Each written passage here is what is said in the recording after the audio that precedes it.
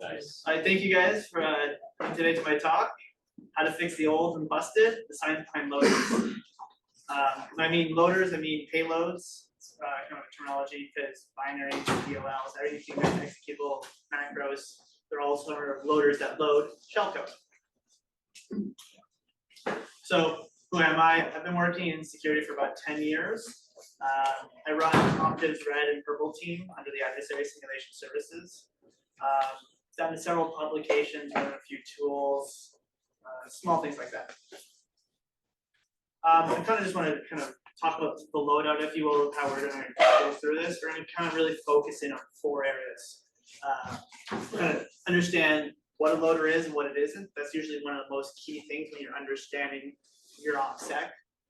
Determining the various different things that can get you caught would be a second approach, because once we define those things, it really kind of lasers into what our IOCs we're leaving, what is getting us caught, what security or blue teams are seeing, that they start leading onto that forensic or IR approach. And then we're going to kind of start to talk about kind of my continuous analysis of building, testing, and deploying these types of tools and attacks to increase our success. And it's a process that I've kind of gone over for several years, and started implementing into my tooling and a lot of the research I do. And what that's kind of done is it's grown into an almost like a science, if you will, to kind of make sure you understand the success and what's getting you successful, what's getting you caught, and kind of weed it out. But also then a month or 2 later, or even a week, reapplying that same process, because as we know, product security, threat intel, that's always changing and evolving. So I'd like to kind of start off with an example. You know, picture this. Probably everyone's gone through this at one point. You're on a gig. You're about to, send, let's say, a fish. You need some kind of payload enabled. So you go to your GitHub, you grab your favorite tool, you kind of build it with shellcode, you test it on a VM. Maybe this VM has some kind of security controls. Maybe it's domain joined. And then you launch it. And you don't get a call back, and shortly afterwards you find out from the client or something, hey, we saw it, we alerted, we contained it, and now you have to start from the beginning all over again. Everything's kind of burnt. That shouldn't always be your approach. And that's kind of what I would talk about, that continual research, is understanding what you should be doing to minimize that alert, and then having to force yourself to rebuild the entire process, whether that be your entire C2, your attack chain, everything. And oftentimes why I talk about this is because when we look at this process, why loaders are kind of the forefront of this talk, is that it's always their fault. They always get blamed. Oh, the file got caught. That's not necessarily true in a lot of the cases. It sometimes can be other aspects, but unfortunately, it's the one that gets all the blame when it's really sometimes out of their control. A great example could be commands. How do you get that DLL? How do you get that file in your system? And how are you executing it? That combination of the files, or even just that single command, could be the reason you get caught. And your file never gets executed, never gets touched, but simply how you're running it does. And this has kind of been a big kind of boom since the introduction of LOL bits, living off the land binaries, native binaries in Windows that allow you to download and subsequently execute shellcode or even files. So when I talk to people and try to break down this is the approach I use. I like to break it down to 3 major categories or branches. And this is how I kind of make sure I understand what's getting me success and what is not. So the first one is the command. I kind of touched on that just a few seconds ago, but how are you getting whatever you're trying to do, whether it be a file, a macro document, how are you getting it on the system, and what it is then executing it? So a lot of times you can see certain sort of commands, they just natively get blocked by Windows Defender or even other EDRs because they're so synonymous with ATP groups or other threats. A great example is this one right here with PSExec. You can kind of see that it's simply just being called because PSExec was spawned by CMD, and they know that's kind of suspicious, so they call it out as an alert and they just terminate it. Never once is talking about what else is being run or any of the other kind of factors. The second one is obviously the loader. This is what kind of contains our shellcode, as well as any type of the evasion techniques that we are going to use to obviously make sure that we are not caught. And then lastly, the shellcode, which its job should really just be calling home, and carrying out the tasks that we are remotely requesting. So I get asked this when I try to talk about these three branches. Why? Why not just focus on the commands if that's the front part of this? The answer to that one is that behavioral patterns, because of this research into LOL bins and stuff, these types of tools or commands that we need to use are very well documented. They're often researched. They also stand out as behavioral anomalies. You have Sally from accounting, who just checks, email and Excel, does all of that, and all of a sudden one day she's running bits admin and reg server 32. That's kind of out of the norm, and that stands out as something you should be investigating right away. So that's kind of one of the major points about why, while commands are still valuable, it should be the forefront of your focus. The other kind of major thing I kind of touched on is the kind of IoT and the IOCs of these types of commands. This really leads into the research. Certain groups are synonymous with making reg server 32 famous, but they also carry a series of indicators. As you can kind of see with certain products, they just know that the use of reg server 32 by a user seems suspicious. Go investigate. That's often the alerts that we see from our red teams when we talk about LOL bins that clients or anyone gets is, hey, this LOL bin was run. We don't know if it's malicious or not, but hey, do us a favor, just check it out. And when you're trying to be completely invisible, having that type of message come across the security team's desk kind of starts creating that panic, sweat down their back, and they go and investigate, and all of a sudden they find you. So sometimes there could be false positives. It could be legitimate use. You could be having an IT guy running, services and stuff. It'll still pop for legitimate traffic, but you don't want to take that risk. So you have to understand what's going to get you caught from the command line perspective and what's not. Here's a great example that I always like to talk about. So in this one, simple command line detection. We have one loader file to deal out. The first time when you run it, it's executed with run DLL 32. And we can see there's an alert, red, high alert, run DLL 32 launched an unusual file, caught instantly. Same file, same system, same security controls. Moments later, run with reg server 32, the beacon calls home. And that can be the difference in some of these focuses on it. They're a very popular command line tool. It's going to be having more scrutiny than others that are lesser known or ones that are not constantly focused on. And so that's kind of why, to go back to it, why not just focus on the commands? Because it's so hard.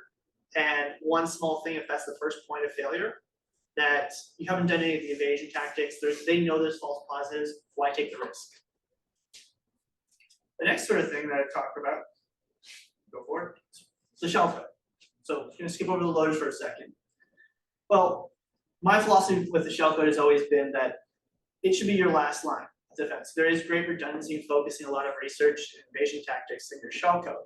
But if you put in all of that shellcode, you've created a single point of failure that the last line, whatever command launches it, the file then loads your shellcode into memory, and then finally, all your evasion tactics are being instructed or executed. All that events beforehand are still sawn from the EDR or any type of threat tools. And all of a sudden they start to see, okay, we see this happening, we see this being loaded. All that traffic and telemetry is now captured, and you've almost left the breadcrumb of what you're doing. So creating multiple layers by not just focusing on evasion tactics or anything else around the shell code, but the loader itself beforehand ensures that there's redundancy, but also ensures that if, say, for instance, something happens in the termination of the file that happens, your shellcode is never touched. It's still in whatever encrypted state, so it's an additional layer that any type of forensic is going to be performing. So that makes it even harder. So when we talk about that, once again, that example of burning it all down, you don't have to burn everything down, because some things may be still safe and salvageable. So now that we've defined what a loader should do and why not focus on that, sorry, on the commands and the shellcode, let's talk about what the loader is responsible for. There are three things, really. Check runtime and execution checks. This comes down to when you drop a file to disk, you don't want it to ever be instantly ripped from the disk from an alert. You also want to make sure that it's executed properly. So if it's being executed in a sandbox, having some checks to make sure that you're not kind of running in that type of environment, you're running in the environment you want. So there's great things about keying it or keying the file. And once that's done and you're able to actually establish execution, move on to the evasive So that could be anything from unhooking EDR, patching, ETW type of stuff to kind of blind the security stack. So that way your shellcode can run and still remain undetected. And then lastly, execute that shellcode in a safe way. That's what I really try to focus in on when we talk about loaders. Now, they're not perfect. Their Kryptonite is really application whitelisting or any type of whitelisting controls. These are too impossible to detect or kind of prepare for. You just have to know based on information gathered. There's no EDR hook, there's no controls. They literally just focus on, hey, this command has been run and this is on our no list. So it's really hard to kind of detect. So that's another great reason why we don't want to just focus on commands, because if they've disabled all those commands and that's your primary point of success, you've already lost. So it's a great value, but let's be honest, not everything is perfect. That being said, there are a lot of great ways to make sure that application controls that focus in on preventing everything that's unknown and only allowing the allowed stuff to go through. And that's kind of like sidestepping into side loading or any type of other type of DLL-based attacks. They're still a high probability because, as I mentioned before, standard users don't typically run those types of commands. So it's really important that if you know who your target is, to know what they would probably run. I like to say, get the data. So now that we've kind of defined everything, let's actually kind of look at how do we take that information to become successful. We have to first kind of create our workflow or our understanding. The first thing we have to understand is the security products. Detections are not straightforward. They are different between each product. And as these products and vendors have moved more and more to the forefront and they've become the pivotal point of security, they've almost trademarked their algorithms or what they're looking at, their detection, their sensors, everything, their trade secrets. So there's not a lot of information sharing, so it's not the same between each product. So it's important to understand what you're coming up against, because not everything, if it worked once on one product, it may not work against this product when you fight against it. So it's important to know that. And then understanding the approach and the tools that these defensive people use. So it's very important to think like a blue teamer or think like defensive when you're building these things. To understand what's the trigger, what's the cadence, threshold, will they investigate it? Will this be noise in the background? It's very important when you're trying to say what's acceptable and what's not. There's no such thing as your undetectable perfect loader. Everything is going to eventually get caught. If it's not, give it a week or two. It's a continual process, but understanding what that threshold is for success. Because there are oftentimes events that you don't even realize that are still logged, but may not percolate up to a high or a medium that then gets emailed to entire security teams. But there will still be artifacts as, Excel opened up, dropped the file in temp, it ran it as a process. Those are still logged, but they may not go directly to raise an alert that starts an investigation immediately versus LSATs being done. Once we understand that, it's very important to develop that approach. However, this is the most important part of that approach. We actually have to really drill into understanding the detection. So if you're familiar with this will be a quick review. If you're not, I'm going to go over this at a very high level. This is called the pyramid of pain. Who here is familiar with the pyramid of pain? Okay, so the pyramid of pain is really focusing in on how the different layers of an attacker has to use or adapt to be successful. It's not for defensive people, and it sounds like that based on when you read some articles, but it's really about from the attacker's perspective. How do we make sure we take enough steps to make sure we're not being caught? So you can kind of see at the bottom, our foundation are very trivial things that on moving your way up and up and up. So if we look at it from an example, we don't want to host our callback C2 to be directly an IP address. That's easy to catch. The IP addresses are static. As we move up domains, that's why there's the introduction of cloud fronting and why it's been so pivotal in a lot of different attacks. So when we look at this, we almost have to look at it from how we rate our own detections and map them to different things that we have to change. So small things like an IP address, a hash, those are easily changed and they can be taken out of circulation. So that way it's really the top of the pyramid that we want to focus on, because those are the harder things for us to adapt and manipulate so we remain undetected. I always like to also say that when we look at that top half, it's not simply about avoiding the detection, but it's also understanding what the mitigations are. Because as we get up to, say, TTPs, we're exploiting vulnerabilities that are in systems, as well as misconfigurations in the architecture. And it's harder to counter mitigations because once that loop or that gap is closed, it's hard to reopen that up, with especially vulnerabilities. So once we understand where we sit and where everything kind of gets mapped in our pyramid, you then have to focus on how do we change those sort of things to increase our success rate. And obviously, we come back to EDRs and AV engines. When we see those alerts, once again, when we look at that continuous approach for testing and testing, we're never always going to be given the straight thing that, hey, we alerted you because on line 14, you have a bad string, or hey, we saw your shellcode being allocated using a very dirty method. What they do, once again, because of that, trade secret, they kind of talk about it in other ways while still giving some information. You see an alert, a hash value, or they'll say there's a bad section of the code, or it was dropped to a place that was known to be used by this APT group, or even just the file looked bad or file looked malicious. I'm sure that everyone here has dropped a file like, say, naming cats onto disk and Windows Defender said, bad file. That's really what the file entropy is. It's a bunch of kind of combinations of things that they hold proprietary that they're not going to tell you, and that's the entropy level. Once that entropy level gets to a certain point, they alert and freak out. So when we're going to focus in on entropy, how many things can we remove when we go back to that pyramid to lower the value or that score to get us to not have that alert? So when we look at that, now we know what the security stack is in the product. We have to now look at the human and how they're going to look at it.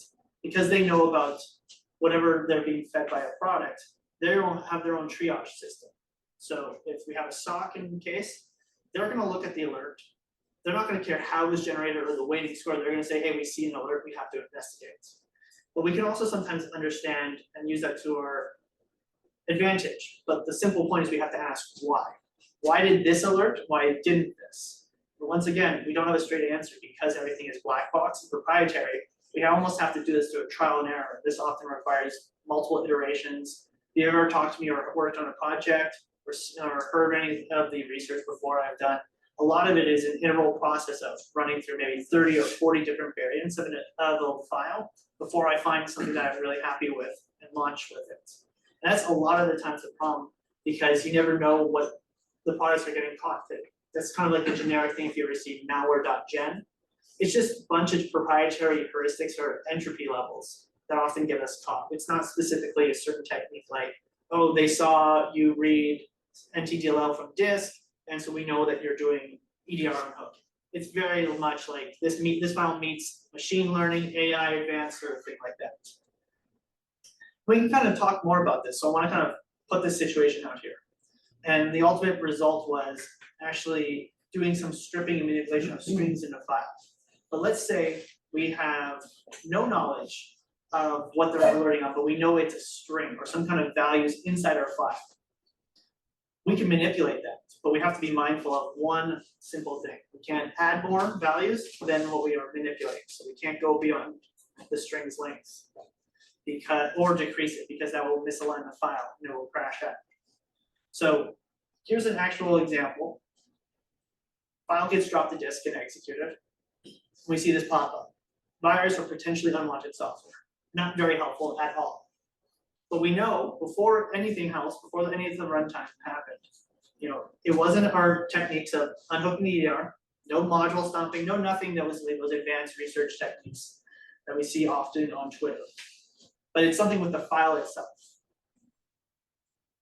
We look at the logs. Now, this is not something you always get to have options to do. We just see a very generic message about machine learning. That still doesn't provide us anything. It's not telling us what it is. So now let's go back to that statement I meant about strings.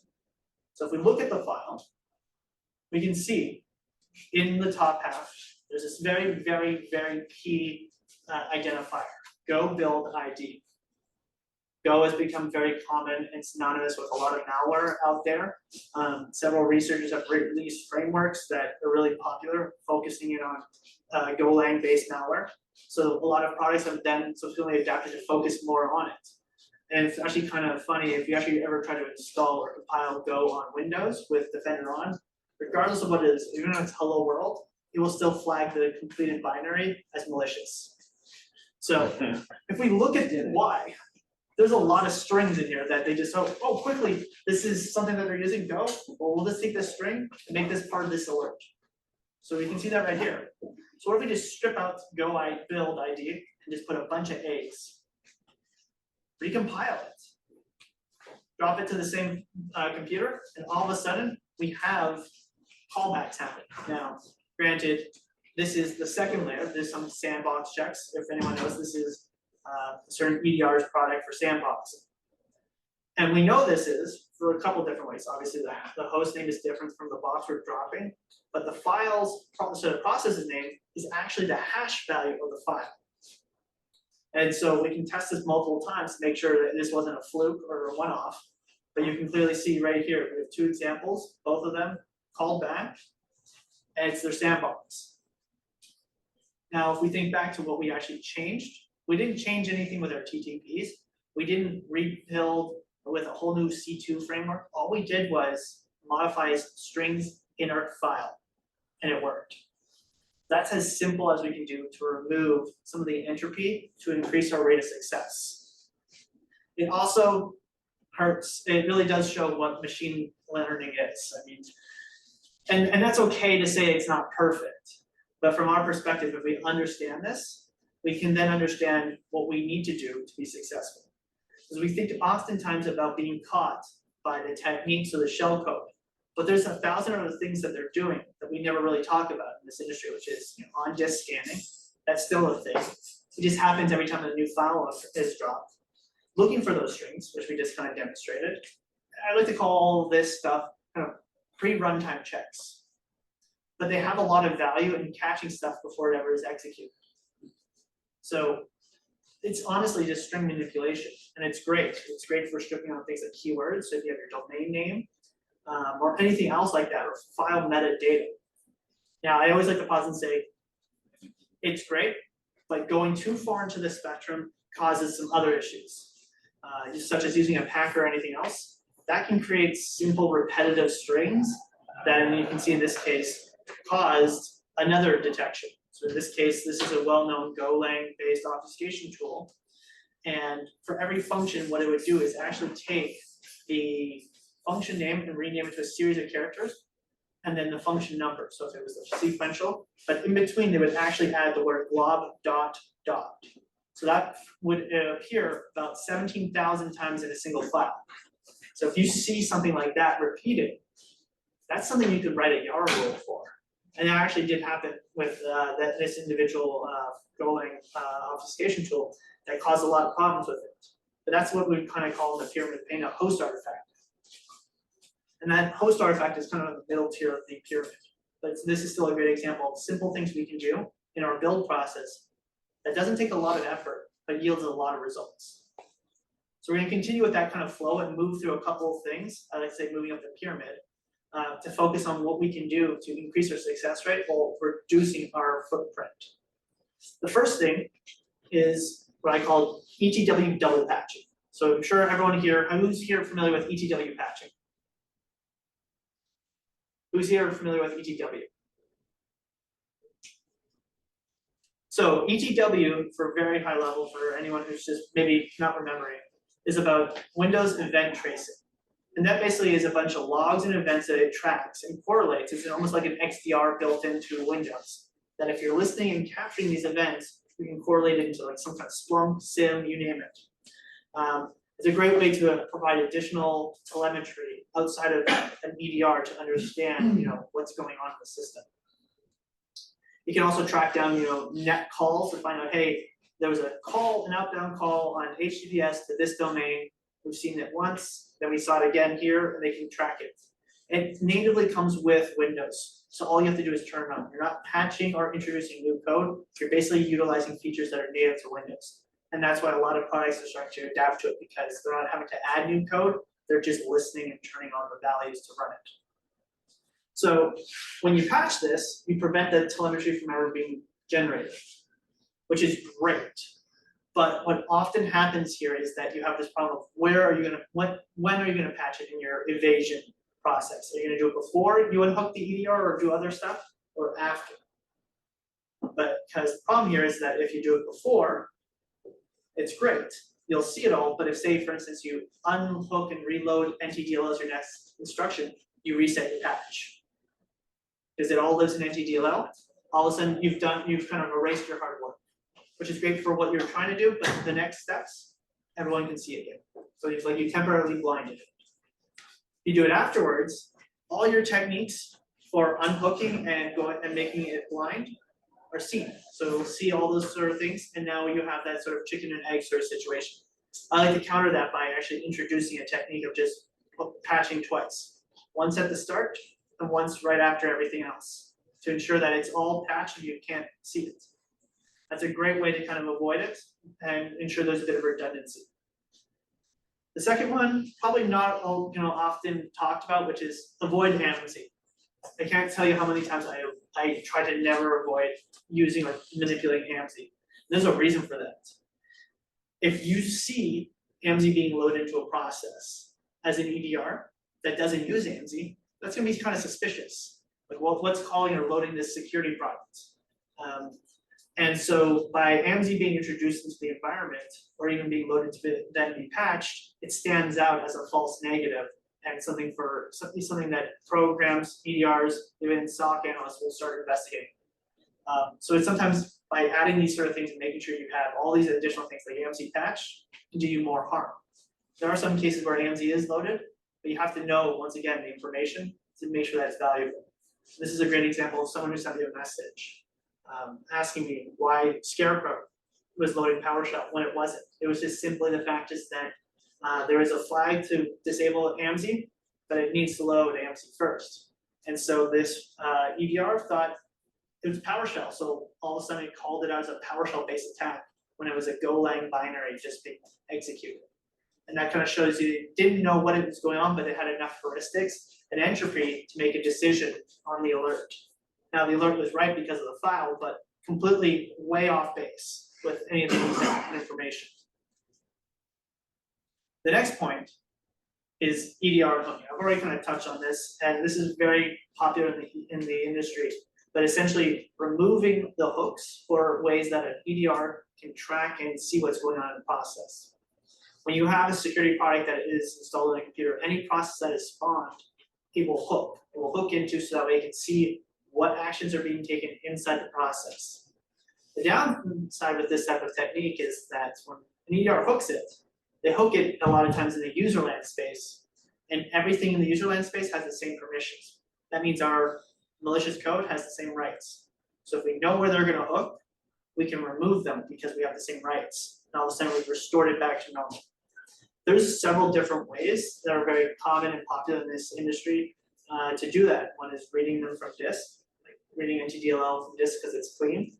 Another one is a more advanced technique pioneered by OPSec around taking the known DLL space of memory and mapping it to your file, so that place is still once again clean. That known DLL space is used to load DLLs faster into a process when they're first created, so that way there's no delay. And then creating a suspended process. When you create a suspended process, nothing has been touched to it, so nothing's been loaded. So those DLLs in there are untouched. Each of those examples so far kind of touch the top of the pyramid of the TTP, simple things like that that are well documented that we can introduce into our tool that increase our success. This one is my favorite one to rant about, is obfuscation and encryption. If you've ever seen me at a conference that they talked or heard me talk about this, it is the one pinnacle point I really get on, is that obfuscation is not encryption. There are two major points and differences. And when I talk about obfuscation, there are tons of them. But in this industry, we see XOR, Caesar shift, ROT 16, or base 64. All of those are ways of taking data and interpreting it in a different format, changing the state. Encryption involves some type of key that is unknown. Because with the first set of examples, we're taking, say, base 64, we're taking data and turning it into a base 64 string. We can then decode that instantly, which means that a product, even CyberChef or a web app, can decrypt it. That's not really encryption.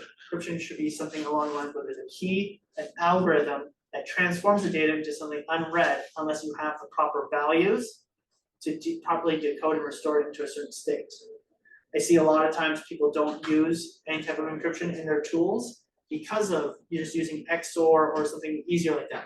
Makes the file a lot smaller because you're not introducing a lot of libraries and other code, but because you're just basically flipping values or bits, any product can do that. So if it's easy for you to do, it's easy for defense or security products to do. So adding that additional secret key or those values changes the state of it, so that way they can't see your shellcode, they don't know what's going on, as well as even hiding the key, like if it calls back to another domain, something that's outside of what your C2 is, that stores the key, maybe in a DNS record, that adds an additional layer to prevent any type of host artifacts from being discovered. More advanced TTP, and it's slowly becoming common. I think a few people have even started tweeting about this recently, is the use of avoiding VirtualProtect. If you're unfamiliar with what VirtualProtect does from a Windows standpoint, it changes the permissions of memory. So in a lot of standard attacks, especially back in early 2000, what the standard thing would be is create a space in memory using virtual allocate, change it to be read-write, write to it, change it to execute, then run it. So you see how both times it was called twice? That kind of stands out because that's like the standard de facto attack. However, write process memory has the ability to change temporarily the permissions to whatever it needs to write to it and then restore those values. So we're taking those two commands out of that process and makes it harder. Why did this happen? Well, Microsoft wanted to introduce something before the invention of GUI-based debuggers for their developers to make sure that it was easier, they didn't have to restart the program. So that's one thing that Microsoft has left in that allows us to take two major aspects of loading shellcode into memory off the table and makes it harder for them to detect and catch us. Signing your code seems kind of silly, but oftentimes you will be surprised how many times you will get burnt if your file stands out. You can get it loaded and everything else into memory and be executed, but it stands out. Because if every file is signed, which most of them are, most legitimate DLLs or applications are signed by their vendor. So if your code is trying to blend in and it's not signed, it just kind of stands out like a sore thumb. There are tons of different ways to do this. You don't need to have your actual own code signing cert. There's a lot of ways to actually script a domain SSL cert and make it look like a code signing cert to sign your files. Granted, they're not perfect, and any type of heavy investigation into it will kind of lead to some kind of weird sort of kind of eyebrows being raised. But these are just some examples of what things you can do to manipulate files to increase your success. And if we combine all of these together, we can kind of see right here against a very hardened kernel-based EDR how all those types of techniques we just described and went through very high levels can play a pivotal impact in success. So I know there's a lot that I just kind of threw at you, so I just kind of want to take a moment to talk about all these different things. All these different ones that are on the screen right now, we're just focusing on the middle to top half of the pyramid. That very hard and difficult point of the pyramid of pain that take a lot of time to detect and change, it actually wasn't. There's a lot of great open source research on it and material. It's just combining the right things and testing in a continual basis to understand what's going on and what you should be avoiding. So it's really important to just look at it and say, wait, it's not that mystified. It's a long, arduous process of constantly building and testing and testing and testing. But once you have that process kind of locked down, you can take it beyond the loader and even do things with post-its. This is a great example, and I like to always call it, making friends with Yara rules. So first and foremost, this has probably happened to a lot of people, but you get your beacon to call home or whatever, and then it dies. Sometimes you get lucky and that doesn't happen, but oftentimes it does. And when we do, we have to understand what's causing it. So in this case, this was a kind of a research project of mine. And I kind of started seeing this trend. So I looked at it, and all I could see was this random string in the alert, and it was saying it was known to a memory section. Couldn't figure it all out. So what did I do? I just Googled that string. And I found it was this EDR's YARA rule for Cobalt Strike. You can kind of see right here, there's this string of bytes. And just by Googling it, I was able to say, okay, trying to put all these pieces together. And so then I took that string and Googled it again. And then I found out why I was getting caught. There's something as simple as just 2 Google searches to find out that this was alerting on someone's custom-made YARA rule for Cobalt Strike sleep maps. So I see the exact character length and everything else, so I started playing with the sleep length and manipulating that. Repeat the process, no alert. So once again, it's really not something where it's black magic or something where you have to reverse engineer and have to have a background in C++ or anything else like that. It is honestly test, and just Google, investigate, figure things out, and you can increase your success rate exponentially.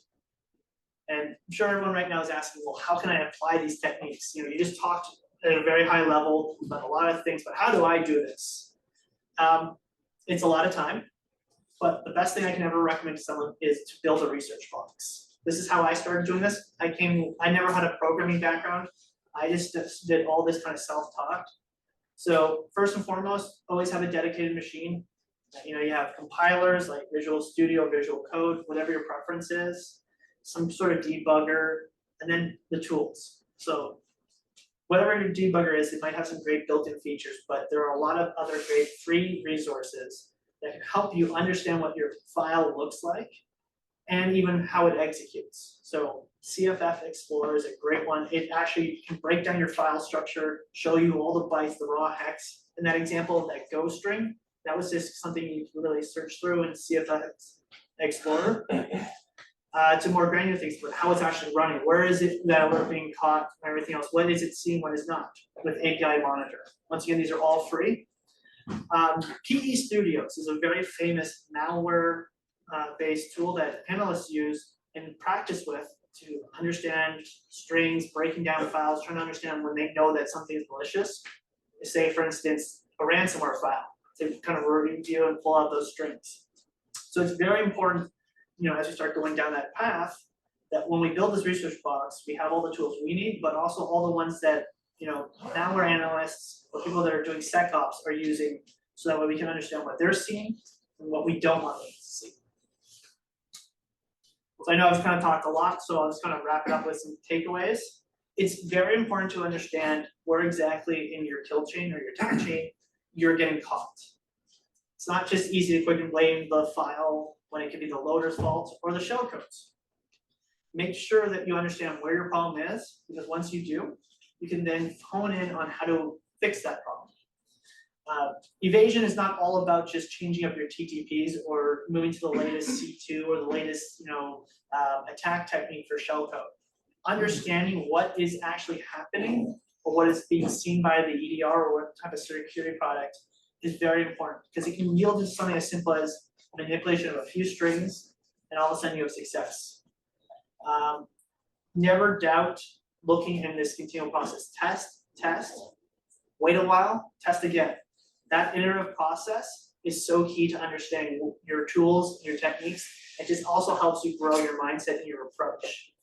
This was really designed to be kind of like a framework, so that way you can take this and kind of adjust it to your own personal needs. But if I was to leave one last thing that you remember, is that there is no such thing as a guaranteed skeleton key for initial access. There's no tool that is 100% perfect, that has 100% success rate. It just doesn't exist. There are millions of different security products out there. There are millions of different things that they do. So there's no way to prevent against them all. These slides, if you're curious, will be up on my GitHub shortly afterwards. If you want to reach out to me on Twitter, you can. Any questions? Yes. What's your favorite loader language? I would say for the longest time it was Go, but recently I have been developing and working with Rust, and I've just fallen in love with Rust. I have no negatives to say about Rust. It is a much new scale of programming, especially for me compared to Python or Go, but the results definitely show it. And even Linux and Microsoft are all adapting Rust into their workflow. I think the latest Windows 11 preview was a pure Rust kernel. What would you say to someone who's thinking about writing a loader in C#? C#, so I would say I've played around with C# a lot. It's no different than Go or anything else like that. What I will say is that it's become such a popular tool because a lot of frameworks like Nighthawk, Mythic, Cobalt Strike all utilize C# and .NET in their workflows. That it's a primary focus for EDRs. So if you're getting frustrated, don't understand why, it could be as simple as the fact that the language is so focused on from a defensive perspective that it just could be that. So you have to kind of think outside the box. I always like to say to consultants, if everyone in the industry is going left to get to an answer, you want to go right, do it. They probably won't see you. And sometimes that might be the issue. Simply, you might have the greatest techniques put in, but if the language is so heavily investigated and focused on, that it could just be that. Yes. For your testing environment, you mentioned how you basically have a VM set up, but for the actual testing to see whether or not it's going to work, it's going to pop on the EDR. Without getting you into any trouble, how is it that you're able to get these binaries from the vendors to be able to see how you can work around some? So the question was, how do I get EDR products so I can test against them? The easiest answer is there's a lot of companies out there that resell different various EDRs that sell it at a single or a group of 5 licenses that you can split with friends. That's the kind of easy way. What I wouldn't recommend is trying to go and steal and get something for free, because any of those hacked ones probably have some kind of backdoor. But over time, and especially you can build relationships with these vendors. They love to share with threat researchers and pen testers, red teamers. So they sometimes will often give you a license. It might be an OEM version or something like that, just to practice against in terms that you're kind of teaching them as you're learning as well. Okay, great. Thank you. Appreciate that. No problem. Getting close to the end. So if there's no other questions, feel free to reach out to me on Twitter or anywhere else. Thank you.